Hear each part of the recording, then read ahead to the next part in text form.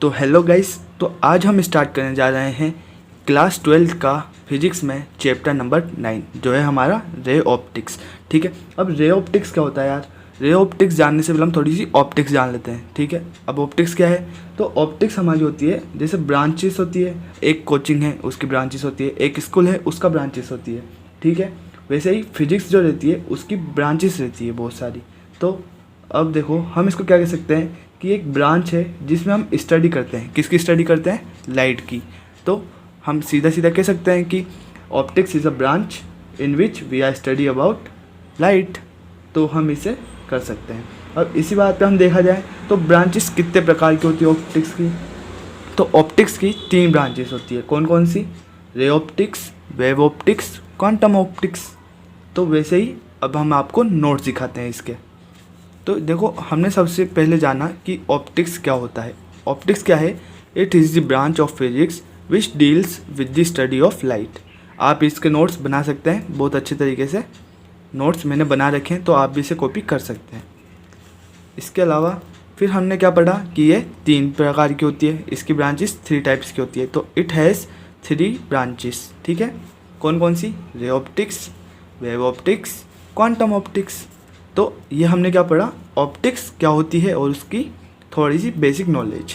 ठीक है, तो अब हमारे जो क्लास 12 है उसमें हमारे सिर्फ रे ऑप्टिक्स का टॉपिक है इस वाले चैप्टर में, और वेव ऑप्टिक्स भी हम पढ़ेंगे पर वो बाद में पढ़ेंगे। तो अब रे ऑप्टिक्स हमने जान लिया कि किसकी ब्रांच होती है, ऑप्टिक्स की। तो अब इसी बात पर हम पढ़ते हैं रे ऑप्टिक्स क्या होता है। ठीक है, तो रे ऑप्टिक्स क्या होता है देखते हैं।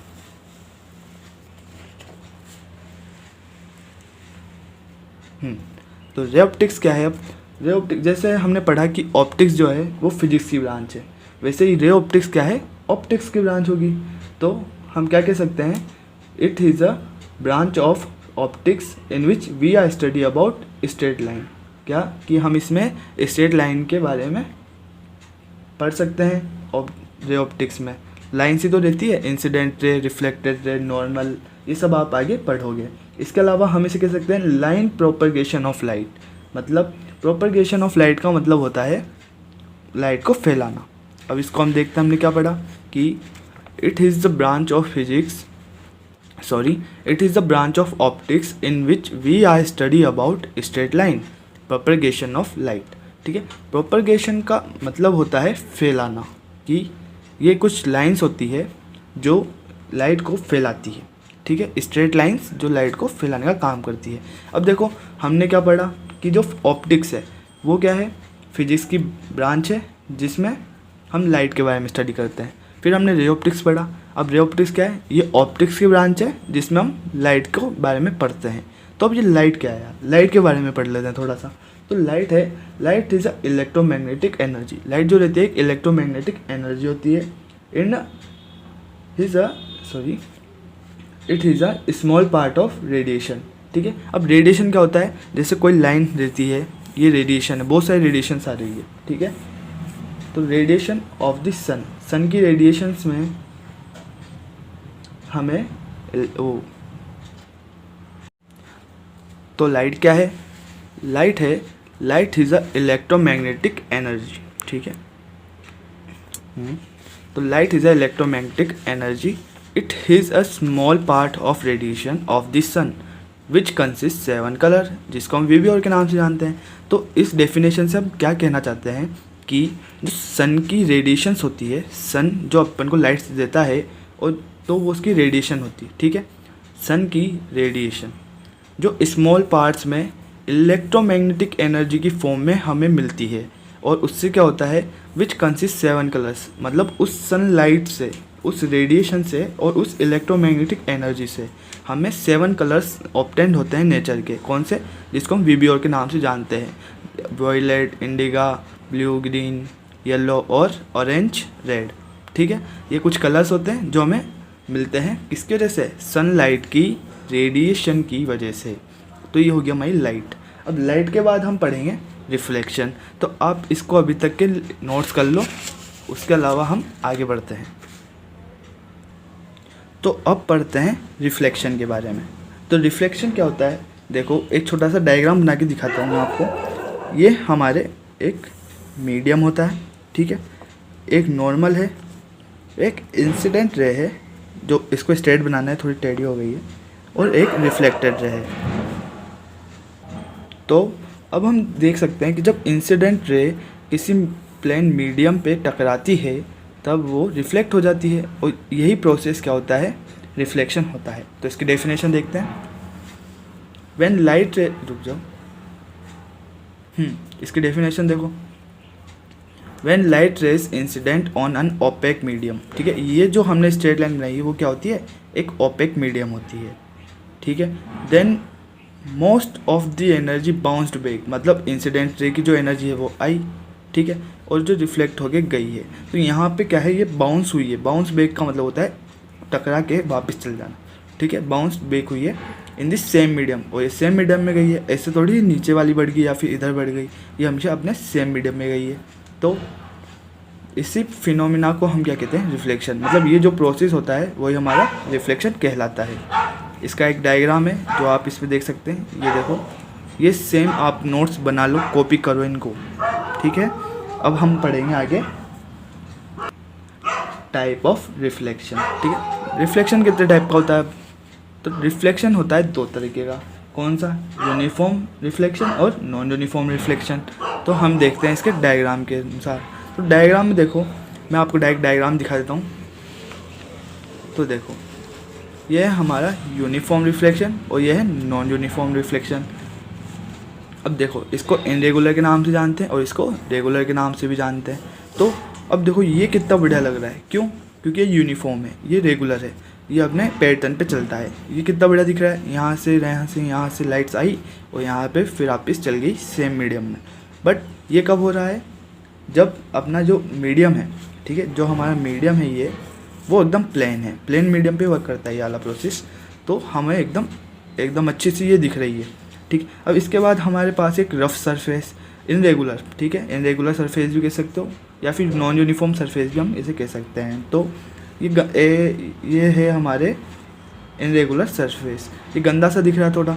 अब इस पर जब हम इंसिडेंट रे ला रहे हैं, देखो इंसिडेंट रे हमेशा स्ट्रेट ही आती है, इधर भी स्ट्रेट आ रही है, इधर भी स्ट्रेट आ रही है। वैसे ही अब ये क्या है, रफ सरफेस होने के कारण ये कहीं पे भी बाउंस बैक हो जाती है। तो ये हमारा हो गया टाइप ऑफ रिफ्लेक्शन, ठीक है।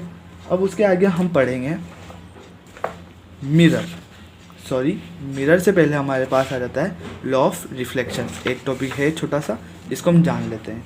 तो अब देखो, इसको जानने का बहुत आसान तरीका है क्या, कि देखो हम जैसे देख सकते हैं इसमें, ये है हमारा मीडियम, ठीक।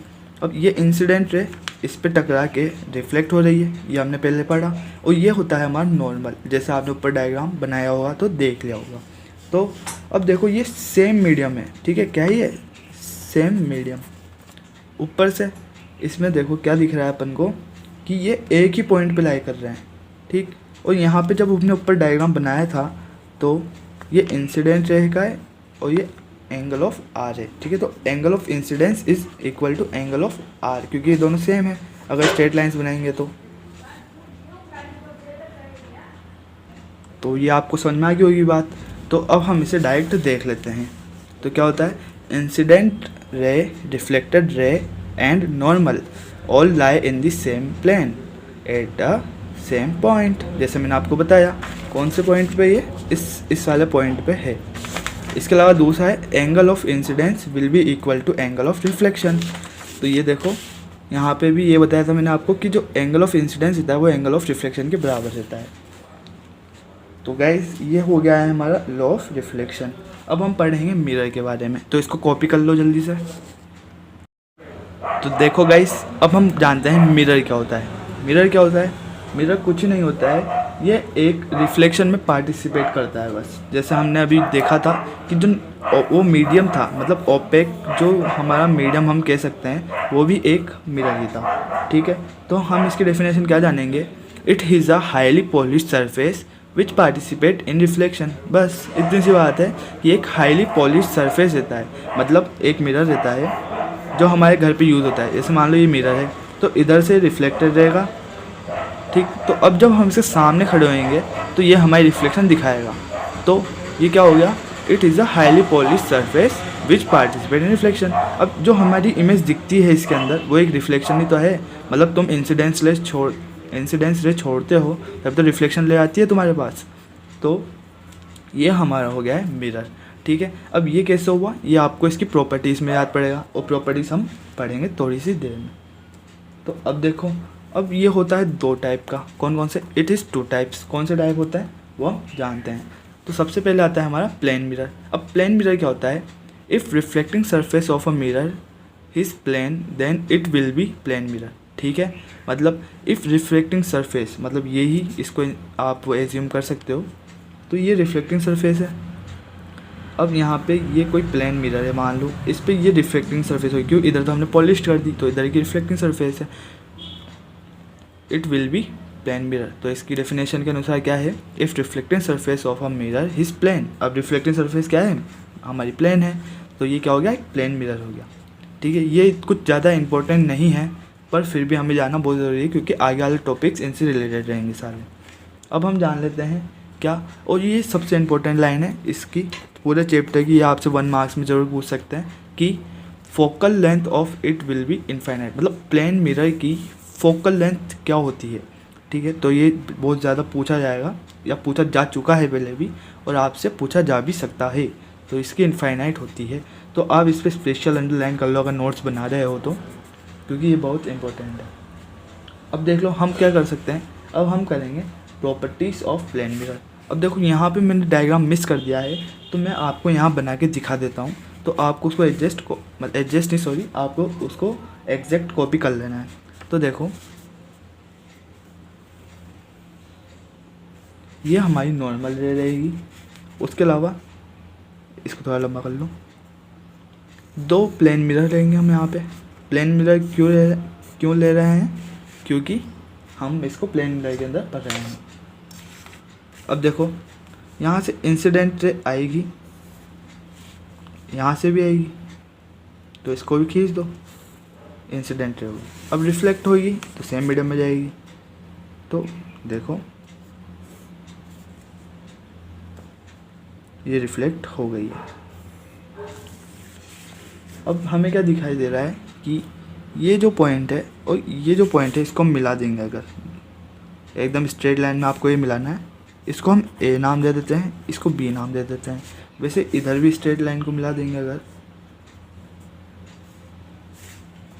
तो इसको हम नाम दे देते हैं ए डैश और बी डैश। आपको इसको एकदम सेम बनाना है, थोड़ा सा ऊपर नीचे हो गया है मेरा, तो आपको एकदम अच्छे से सेम बनाना है। तो अब हम क्या देख सकते हैं, देखो यहाँ पे ये जो इसकी हाइट है,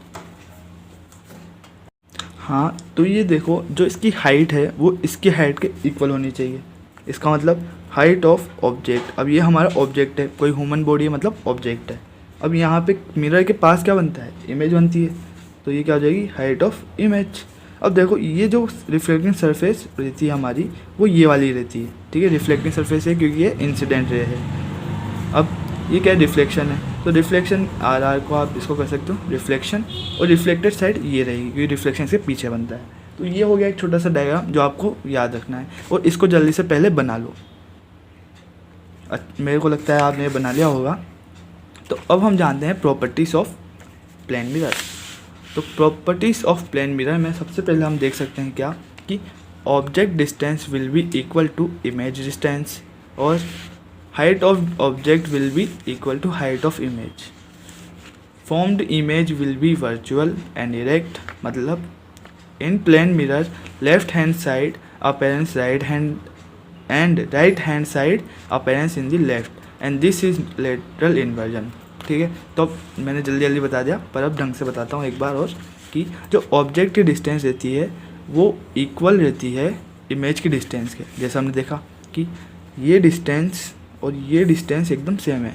देखो मैं अब इसको थोड़ा सा बिगाड़ने वाला हूँ, तो आपने इसको पहले बना लिया होगा, ठीक है। तो ये जो डिस्टेंस है वो इस डिस्टेंस के इक्वल रहती है।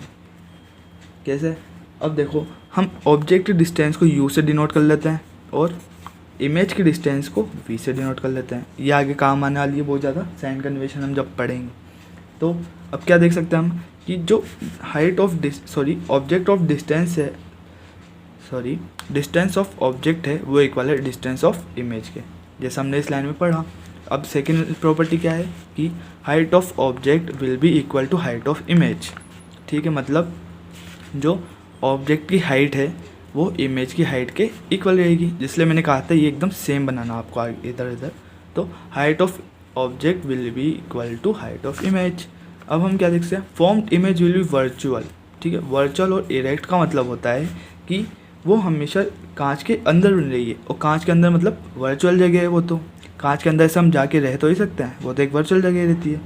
तो वो हमारा हो गया क्या कि जो इमेज बनेगी वो वर्चुअल रहेगी। उसके बाद लास्ट प्रॉपर्टी जो रहती है वो है in plane mirror left hand side appearance right and right hand side appearance in the left. इसका मतलब क्या होता है कि जो प्लेन मिरर रहता है उसमें लेफ्ट हैंड हमें राइट साइड पे दिखता है और राइट हैंड हमें लेफ्ट साइड पे दिखता है। ये हो गया एक एग्जांपल। जैसे हम देख सकते हैं क्या कि हमने जैसे यहाँ पे बी बना दिया बी, तो अब इसकी जो लेफ़्ट और राइट साइड है वो चेंज होकर राइट और लेफ़्ट हो जाएगी। इसका मतलब ये हमें कुछ इस प्रकार दिखेगा। ठीक है, और ये हो गया हमारा। इसको आप उसमें लिख सकते हो एग्जांपल में। अब जैसे बहुत सारे शब्द होते हैं जिनमें ये फ़र्क नहीं पड़ता, जैसे टी मान लो, ए मान लो, पर हमें इनसे कोई मतलब नहीं, हमें सिर्फ ऐसे वाले से ही मतलब है। तो ये हो गया हमारी properties of mirror, plane mirror. ठीक है, अब हम इसके बारे में पढ़ेंगे कि इसके क्या क्या यूजेस होते हैं। तो यूजेस बहुत सिंपल से होते हैं। ठीक है, कौन कौन से यूजेस होते हैं वो देखते हैं। तो अब देख लेते हैं इसके छोटे से यूजेस, बहुत कम यूजेस है जो है। This are used as looking glass, मतलब जैसे घर में कांच रहते हैं, जैसे मैंने यहाँ पे एग्जांपल बताया था आपको, क्या है हमारी शक्ल देखने को होता है, तो लुकिंग ग्लास हो गए। तो अब नेक्स्ट देखते हैं, नेक्स्ट क्या है, this are used in periscope in submarine. ठीक है, जो सबमरीन रहती है उसमें जो हमारा स्कोप रहता है, जैसे सबमरीन है उसमें जो ऊपर एक स्कोप निकला रहता है ना, वो उसमें यूज़ होता है क्या, प्लेन मिरर। उसके अलावा हमने एक मिस कर दिया शायद, this are used box type solar cooker. Solar cooker क्या होता है ये, तो ये एक टेची रहती है, अटैची। जैसे आपने पहले सूटकेस देखे होंगे पहले के टाइम पे, ऐसे कुछ रहता है वो सूटकेस और यहाँ से बंद हो जाता है, तो यहाँ पे एक प्लेन मिरर लगा रहता है। मैं आपको यहाँ पे ही कहीं पे एक डायग्राम लगवा दूंगा जो मैंने गूगल से उठाया होगा, तो हमारी हो जाएंगे यूजेस। ठीक है, अब हम पढ़ेंगे मिरर का सेकंड टाइप। अब सेकंड, पहला टाइप क्या था, प्लेन मिरर, और दूसरा टाइप क्या है हमारे पास, स्पेरिकल मिरर। अब स्पेरिकल मिरर भी हमारे पास दो टाइप के होते हैं। कौन कौन से, कॉनकेव मिरर, कॉन्वेक्स मिरर, जो आपने सुना होगा। तो हम इसके बारे में बाद में अच्छे से पढ़ेंगे, पहले हम इसकी डेफिनेशंस जान लेते हैं। देखो, concave mirror when reflection takes place from the cave side then it will be concave, it is also known as converging mirror. अब कन्वर्जिंग मिरर का मतलब क्या समझते हो आप। ठीक है, कन्वर्जिंग मिरर का मतलब होता है कि जो लाइट रेस को, मतलब देखो ये हमारी रिफ्लेक्शन होगी, तो जब ये रिफ्लेक्ट कराता है तो क्या होगा, जो इमेज बनेगी, जैसे यहाँ से रिफ्लेक्शन होएगी तो एक जगह पे इकट्ठी होती है। ठीक है, जैसे एक और आएगी तो एक जगह इकट्ठी होगी, एक और आएगी तो एक जगह इकट्ठी होगी, एक जगह इकट्ठी हो जाती है। तो ये हो जाती है ये हमारी कन्वर्जिंग मिरर। ठीक है, उसके अलावा इसके बारे में हम डिटेल में पढ़ेंगे इमेज फॉर्मेशन में। अब उसके अलावा सेकेंड है हमारे पास कॉन्वेक्स मिरर। कॉन्वेक्स मिरर क्या होता है, when reflection take place from the bulging side then it will be mirror. कौन सा मिरर, कॉन्वेक्स मिरर। यहाँ पे मैंने कॉन्वेक्स मिरर नहीं लिखा है शायद, और हम इसे कह सकते हैं, क्या कह सकते हैं, डाइवर्जिंग मिरर भी कह सकते हैं। तो डाइवर्जिंग का मतलब क्या होता है, जैसे इसमें आते ही कलेक्ट हो जाती है, तो उस वाले में क्या होता है, यहाँ से आएगी और दूर चल जाएगी, यहाँ से आएगी दूर चल जाएगी, यहाँ से आएगी दूर चल जाएगी। इसका मतलब ये पास नहीं ला रहा है, ये दूर लेके जा रहा है, तो ये हो जाएगा डाइवर्जिंग मिरर। तो ये हो गया हमारा स्पेरिकल मिरर भी। बहुत छोटा सा बताया मैंने, पर कोई बात नहीं, अभी हम इसके बारे में पूरा डिटेल में बात करेंगे नेक्स्ट आने वाले टॉपिक्स के अंदर। तो अब हम कुछ इंपॉर्टेंट डेफिनेशंस जान लेते हैं जो बहुत ज़्यादा ज़रूरी है आपके लिए भी, और इसमें एक एक मार्क्स के क्वेश्चंस बहुत ज़्यादा पूछे जाते हैं। तो अब हम देखते हैं वो। तो अब देखते हैं इम्पोर्टेंट डेफिनेशंस। अब बहुत ज़्यादा इम्पोर्टेंट है, आपको देख के एक बार के लिए हंसी भी आ सकती है, पर ये 1 मार्क्स में पूछी जा सकती है। ठीक है, तो सबसे पहले हम देखते हैं पोल। पोल क्या होता है, देखो, it is a mid point of mirror. ठीक है, तो अब मैं एक छोटी सी आपको डायग्राम बना के दिखाता हूँ जिसमें आपको ये सारी पॉइंट्स मिल जाएंगे। तो मैं जल्दी से बना लेता हूँ वो, और आपको भी उसको कॉपी में बना लेना है। तो मैंने डायग्राम बना लिया है, आपको थोड़ा और अच्छे से बनाना है इसको, ठीक है। और अब हम देखते हैं पोल क्या होता है। It is a mid point of mirror, मतलब ये जो मिरर है, अब कौन सा मिरर है, स्पेरिकल मिरर है, ठीक है। तो ये हमारा पोल होता है जो प्रिंसिपल एक्सिस से टच होकर निकलता है, वही हमारा पोल होता है। तो अब हम देखते हैं नेक्स्ट हमारी डेफिनेशन क्या है, प्रिंसिपल एक्सिस। अब प्रिंसिपल एक्सिस क्या होती है, it is an imaginary line passes through the pole. देखो, जब मिरर पास करता है तो पोल बनता है, और जब मिरर को प्रिंसिपल एक्सिस, अब देखो प्रिंसिपल एक्सिस ये होती है हमारी, प्रिंसिपल एक्सिस ये वाली लाइन होती है जो आपने 9th-10th में पढ़ी होगी शायद। तो अब ये प्रिंसिपल एक्सिस है, और ये जो स्पेरिकल को पास करती है, या फिर कहा जाए तो पोल को पास करती है, तो इसे हम प्रिंसिपल एक्सिस कह देते हैं। और ये एक इमेजिनरी लाइन होती है, जैसे इंसिडेंट रे होती है वो रियल होती है, रिफ्लेक्टेड रे होती है वो भी रियल होती है, ठीक है। वे पर जो प्रिंसिपल एक्सिस होती है वो रियल नहीं होती है। अब हम देखते हैं अपार्चर। अपार्चर क्या होता है, देखो, it is the path of the mirror which participate in reflection. देखो अपार्चर होता है यही, ठीक है, मतलब एक स्पेयर है, उसका कटा हुआ हिस्सा है, ये कटा हुआ हिस्सा यही तो है इसके अंदर, देखो ध्यान से, तो यही तो है। तो ये क्या होता है, अपार्चर होता है जो हमारे रिफ्लेक्शन के पार्टिसिपेट करता है, रिफ्लेक्शन करने में, ठीक है। अब नेक्स्ट डेफिनेशन देख लेते हैं, centre of curvature, it is a centre of imaginary hollow sphere of which mirror a part. तो इसकी डेफिनेशन क्या है, जैसे ये हमने होलो स्पेयर बनाया है, ये खोखला है, ठीक है, तो उसका सेंटर क्या होगा, ये होगा। तो सेंटर यहाँ से देखो, यहाँ से इस डिस्टेंस पे, तो इस जगह से भी इस डिस्टेंस पे हमें दिख रहा है, तो ये हो गया हमारा सेंटर ऑफ कर्वेचर, जो क्या करता है, होलो स्पेयर की एक मदद करता है, मतलब एक पाथ होता है, ऐसा देख सकते हो। अब हम जान लेते हैं आगे, हमारे पास है रेडियस ऑफ कर्वेचर, ठीक है, it is the radius of imaginary spare of which mirror his part. मतलब रेडियस क्या होती है यार, देखो यहाँ पे एक स्पेयर था, तो ये इसकी यहाँ से यहाँ तक की रेडियस होगी, जो आपने मैथ्स में पढ़ा होगा। तो बस यही हमारे पास रेडियस ऑफ कर्वेचर, इसकी डेफिनेशन याद कर लेना। अब फोकल लेंथ क्या है, distance between pole and principal focus. Principal focus देखो, सबसे पहले हम इसको डिनोट किससे करते हैं, स्मॉल एफ से, ठीक है, जैसा हमने यहाँ कर रखा है। अब ये प्रिंसिपल फोकस है, क्यों, क्योंकि प्रिंसिपल लाइन पे है, तो ये क्या हो जाएगा, प्रिंसिपल फोकस। और ये इसकी और इसकी पोल की डिस्टेंस को ही हम क्या कहते हैं, फोकल लेंथ, ठीक है। इससे न्यूमेरिकल्स आते हैं, फिर भी आपको एक बार इसकी डेफिनेशन याद कर लेंगे। फिर हम पढ़ेंगे फोकस, मतलब प्रिंसिपल फोकस भी हम इसे कह सकते हैं। तो क्या कहेंगे, देखो, light rays which is coming to the parallel to principal axis. क्या कह रहा है ये, कि जब लाइट्स रे जो रहेगी वो प्रिंसिपल एक्सिस के पैरेलल आएगी, देखो पैरेलल है, इसको स्केल से बनाना, देखो पैरेलल है, पास थ्रू दिस पॉइंट, ठीक है। दिस पॉइंट का मतलब क्या होता है, फोकस, क्योंकि हम फोकस की बात कर रहे हैं, तो हम ये नहीं कह सकते कि पास थ्रू फोकस, नहीं, हमें कहना पड़ेगा दिस पॉइंट, मतलब हम इसकी बात कर रहे हैं तो दिस पॉइंट, ठीक। तो इन कॉनकेव मिरर जैसा आप जानते हो, तो appearance to be coming from this point, मतलब जो अपीयरेंस होगी, मतलब कॉनकेव मिरर की हम बात करें तो ये इंसिडेंट्स रहेगी और रिफ्लेक्ट होके फोकस पे चल जाएगी, ठीक है। पर अगर हम बात करें इन कॉनकेव मिरर, तो आफ्टर द रिफ्लेक्शन क्या होगा, जो लाइट रे रहेगी वो डिफ्लेक्ट हो जाएगी मतलब दूर जाएगी, पर इमेज की फॉर्म में आप जाएगी, जैसे यहाँ से, और यूँ चल जाएगी, कुछ भी कर सकती है, पर जो उसकी इमेज रहेगी वो फोकस पे थ्रू करेगी। देखो पूरा मैंने डायग्राम बिगाड़ दिया है, तो आपने जब मैंने शुरुआत में दिखाया था वैसे बना लेना। तो ये हमने पढ़ लिया है थोड़ा बहुत बेसिक, जो हमारे बहुत इंपॉर्टेंट काम आ सकता है, ठीक है। अब हम नेक्स्ट वीडियो में करेंगे very important topic, sign convention. Sign convention से डायरेक्ट न्यूमेरिकल आते हैं, इसके अलावा डायरेक्ट आपसे 3-4 मार्क्स में क्वेश्चन पूछा जा सकता है। तो साइन कन्वेंशन हम पढ़ेंगे नेक्स्ट लेक्चर में, सॉरी। तब तक के लिए आप चैनल को सब्सक्राइब कर सकते हैं, वीडियो को लाइक कर सकते हैं। उसके अलावा नेक्स्ट पार्ट में आपको फिजिक्स में कौन कौन से चैप्टर्स में डाउट है, दिक्कत है, वो आप मुझे बता सकते हो। इसके अलावा आप मुझे फॉलो कर सकते हो इंस्टाग्राम पे, ताकि मैं आपके क्वेश्चंस के जवाब वहाँ पे भी दे सकूँ। तो मेरे इंस्टाग्राम की आईडी का यहाँ पे कहीं पे आ जाएगा, आप जाके फॉलो कर सकते हो। और मिलते हैं अगली वीडियो में, तब तक के लिए बाय।